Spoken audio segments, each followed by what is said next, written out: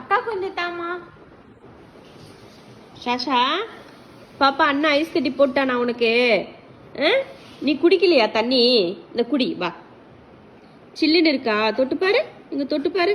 சில்லுன்னு இருக்கா பாரு. கீழே கொட்டி விட்டம்மா. தொட்டு பாரு, தொட்டு பாரு. தொட்டு பாரு. சில்லுன்னு இருக்கா? இல்லையா? சில்லுன்னு இல்லை. ஐயா தொட்டு பாரு. சரி சரி. எப்படி இருக்கு? நல்லா இருக்கா? நல்லா இருக்கு. பிடிச்சிருக்கா? டேஸ்ட் பிடிச்சிருக்கா உனக்கு?